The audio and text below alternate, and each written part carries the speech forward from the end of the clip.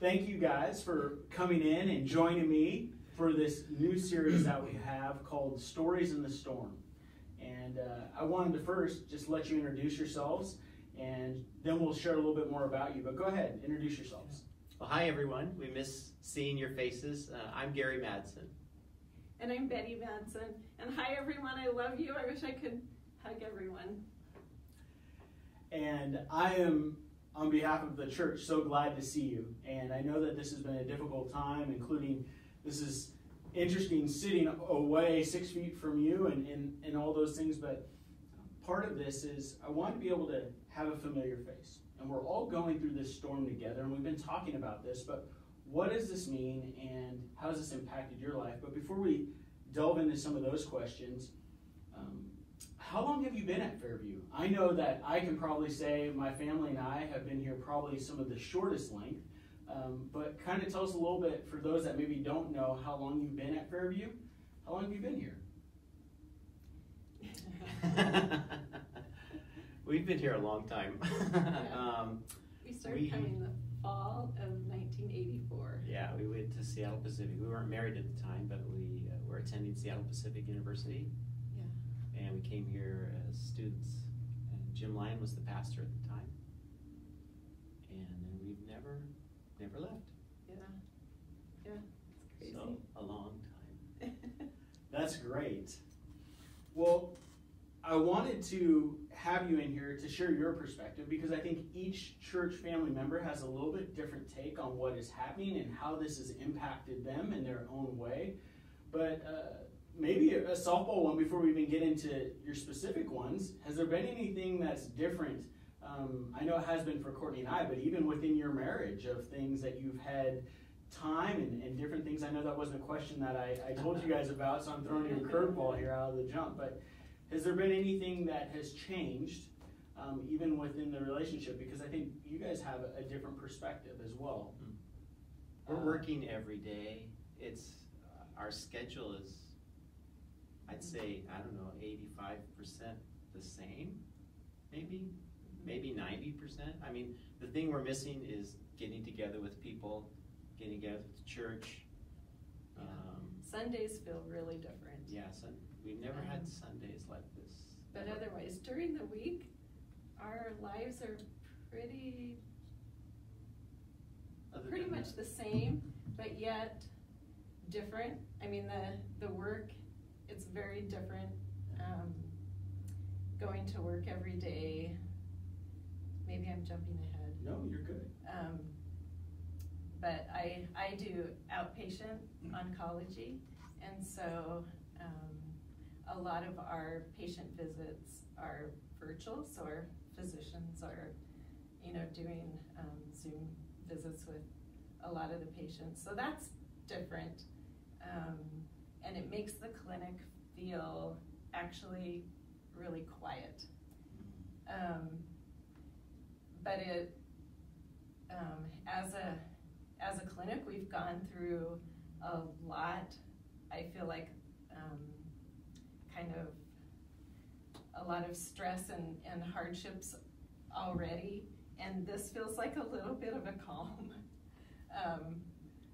I know there's people affected by COVID that are suffering and sick, and that is heavy on my heart as a nurse, but my actual day-to-day interactions with patients are kind of as they always have been, except less in-person contact. And what about you, Gary? Like, how has COVID-19 affected your day-to-day life? I mean, well, it's really different working within the hospital setting, and things have changed as far as our patient load. We're not seeing outpatients. We're only seeing emergency visits, and then we have the really sick. Maybe I back up a little bit. I'm the lead surgery X-ray tech for day shift, and they've cut all elective surgeries. So I'm only doing emergency surgeries, which it's odd, different. I spend a lot of time in prayer when I'm in the operating room, praying for everybody there, the patient, the physicians, the nurses, the techs, myself, and I have this really strong feeling that God speaks to the patient while they're under anesthesia. I think I shared that with you, and I just feel called to be that person that is bringing that to the room. And I know it's recognized. There's one doctor, anesthesiologist, who one day I came into the room with my equipment. I was a little bit late, and I was rushing, and he goes, "Gary's here. It's going to be good." You know, it's like, I hope I feel that way in a minute. I'm rushing around here trying to get set up. I'm late, you know. But now I feel, and I've always felt that whatever we do, I mean, it's the Colossians 3:23, that we do everything unto the Lord. So I've always felt that every moment is a God opportunity, an opportunity to bring God somewhere. And I try each day as I'm preparing I just lay my life out before God and say, okay, please use this day. Use me this day. Use the words I say. I know I'm going to make some mistakes, but just, I want this to honor you today. And more so now, I feel like that as I enter a room, there's a little bit of fear. Every day I'm in positive cases, persons with COVID, every day. And we seem to have enough personal protective equipment at the hospital at this time that I have never felt unsafe, but cautious. And there's a little bit of fear that creeps in just as you're putting on the gown and all this stuff, you know, and feel like you're going to the moon or something. As you go into a room where you see the patient is obviously sick, and some of them are coughing, some of them are just feverish, some of them are intubated, tubes down their throats, and they've got 14 lines going across the room. You're wondering, how am I going to get in there? Because there's just me and this equipment, and my equipment is pretty big. And then I get in the room, and it's like God takes over. Suddenly, I'm not concerned about my safety as much. I'm still cautious, but I'm starting to think, oh Lord, this patient. Because you see a patient there, and they're so sick. You see their need, their vulnerability, and how much they have to trust the person caring for them. So that takes over. And I know everyone is a little freaked out with everybody wearing masks, but I'm used to that in the operating room, seeing people in masks, and you learn to read eyes. And you can see when someone is happy. You can see when someone is fearful. And when you go into these rooms and the patients are in there, and you see, you know, maybe they have a mask, like in the ER, they put masks on everybody even before, as they're doing the rule outs, and you can see the fear in their eyes. And so I pray a lot for hope. Yeah. Well, even when you are just describing that and you're putting it on, I was just thinking about, you know, daily, even for those of our church family that's tuned in for this, is you just described it, putting on basically the armor of God.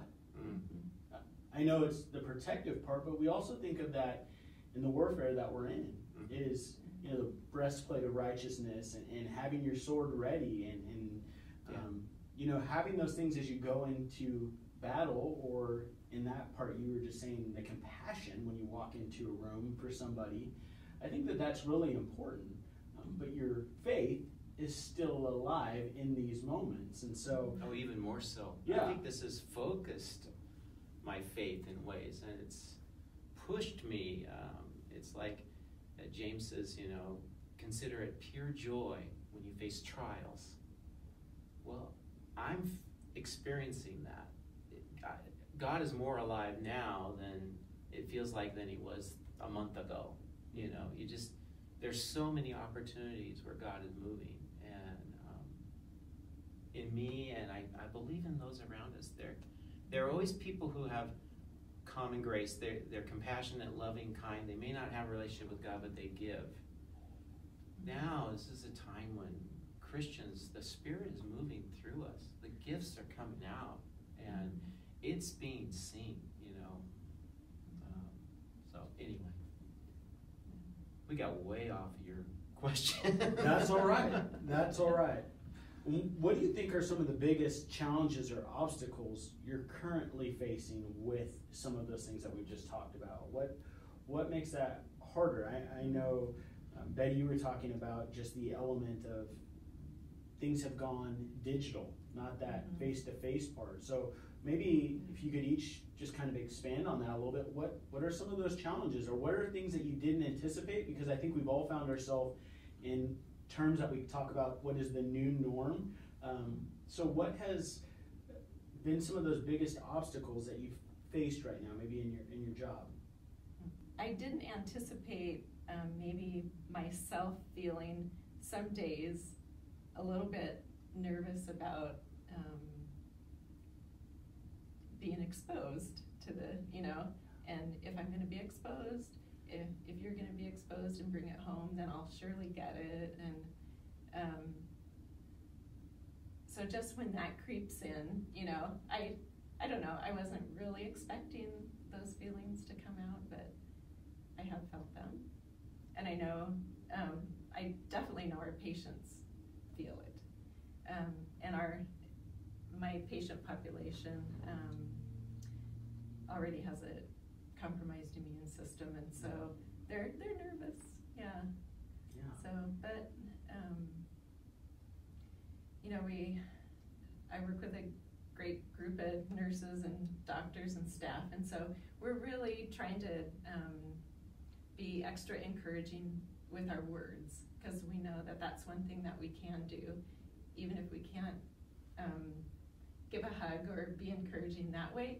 We can use our words to be encouraging, so we're really kind of making more of an effort to do that. And I think that helps. Yeah. Or I think that's helping. Yeah. I think I would echo Betty's concern about when we first were practicing this, what if I bring it home? And so changing how I wipe my shoes down. I have shoes I wear at work, but I wipe these ones down before I leave, and making sure the clothes that I wore are in a separate bag and laundered separate, and just those kinds of things I wasn't really thinking would be there. But one of the things that has caught me off guard a little bit is some of my coworkers in the ED and even some of the staff, their reactions. Some of them are almost like post-traumatic stress. They're angry. Some of them are just angry. What are you people doing here? That kind of response. Don't you know you could get COVID here if you come here? Just being upset at the patients who are coming in. Yeah. And then there's, of course, the other side where the compassion, the mercy, the grace, those. But I didn't expect that.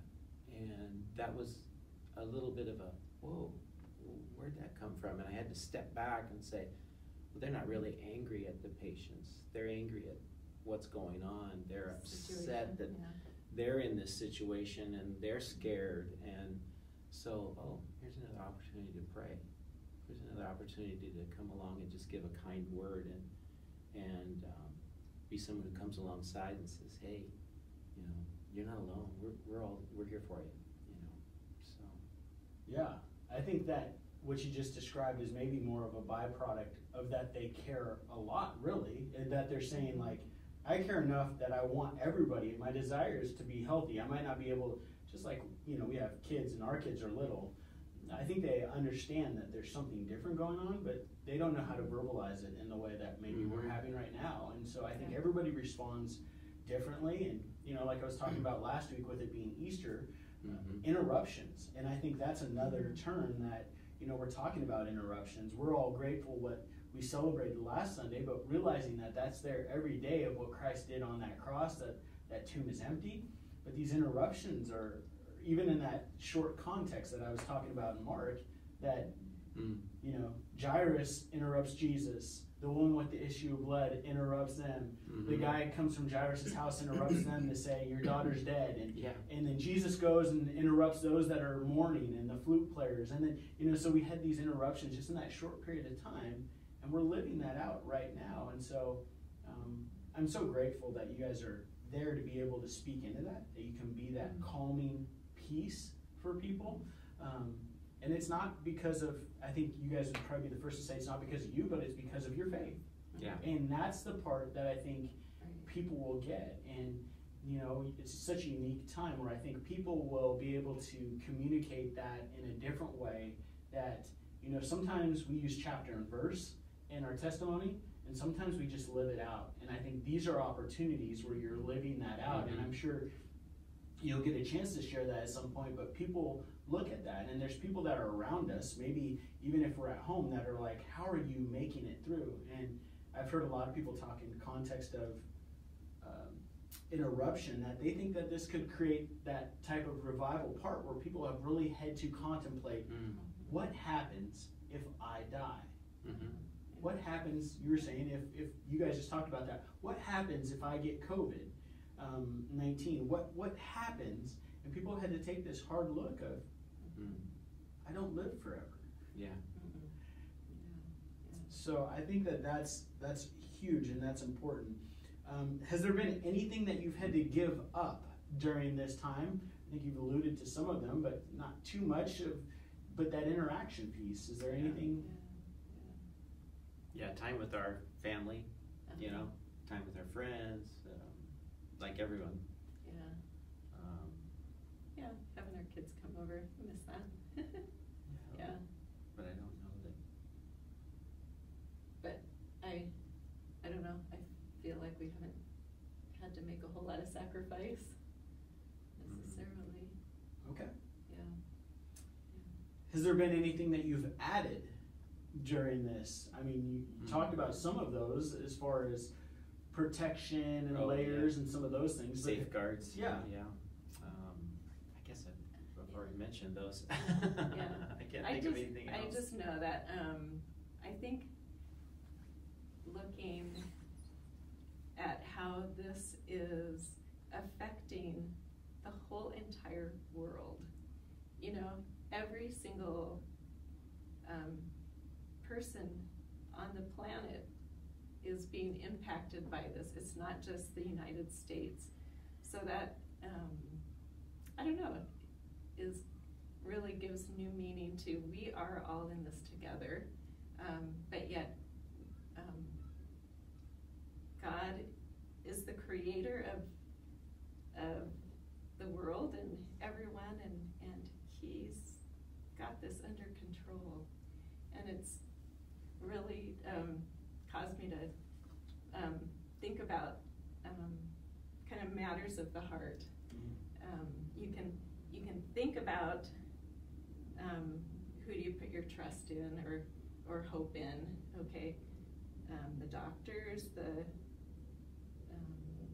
medicine, the government, you know, you can think about putting your trust in that, but ultimately, I think in your heart of hearts, you have to put your trust in God to have that complete peace. Otherwise, you're just anxious and searching and confused, or you know. Along that same line, where have you seen God at work in the midst of this storm? You talked about some of the difference pieces, and it sounds like some of those routines, at least for you, Gary, are normal, that you're praying for people. But where have you seen God show up, maybe in the midst of the storm that we're currently in, that you can see Him work, at work in this? Definitely, at least working on me, as far as I feel like my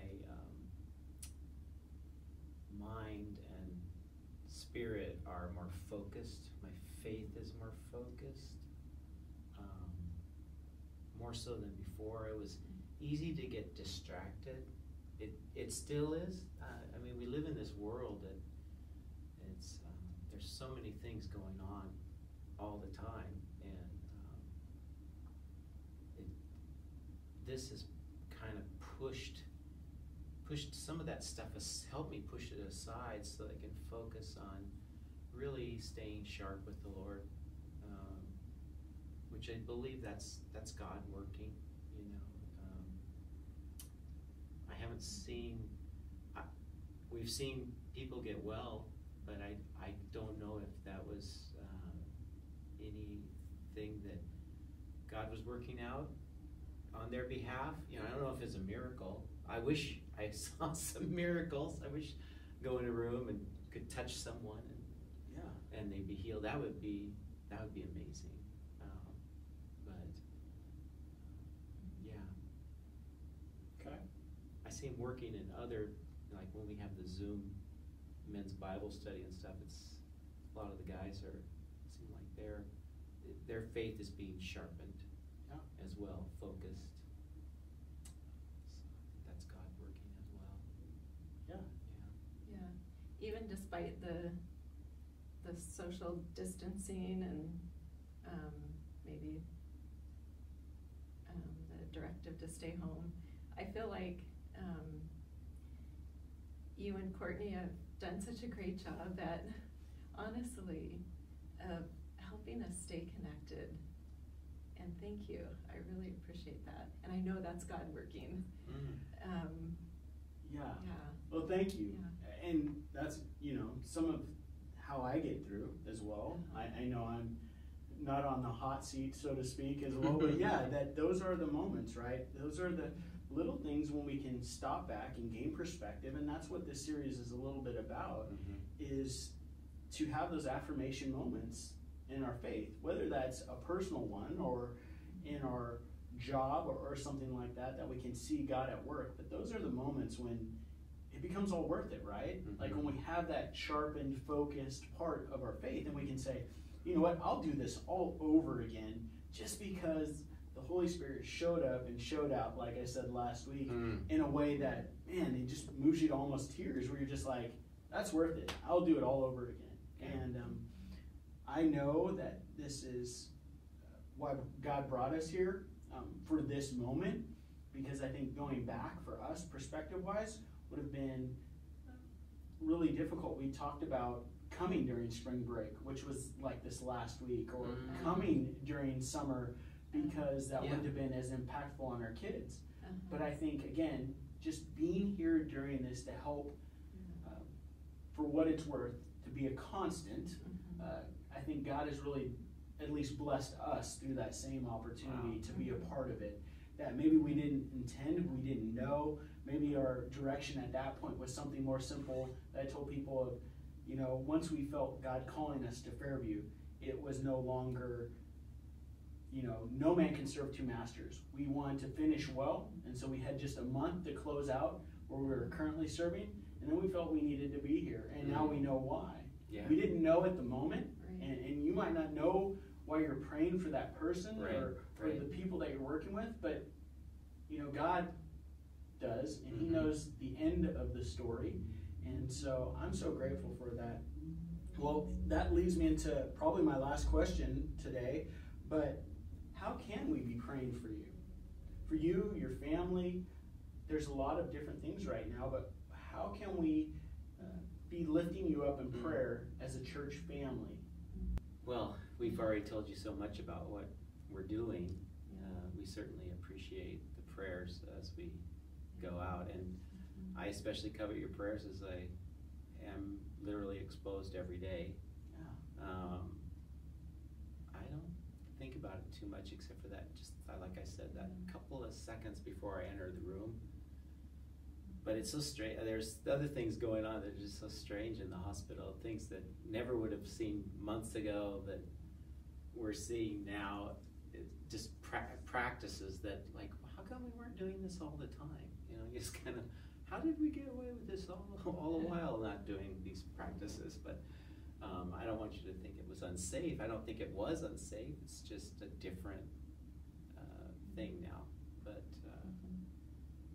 yeah, I think as we talked this morning in the men's Bible study about that verse in Romans about mutually encouraging one another. Prayer is one form of encouragement. So even just saying our name before God is encouraging to me. And I try try to do that for our church as well. Great. So,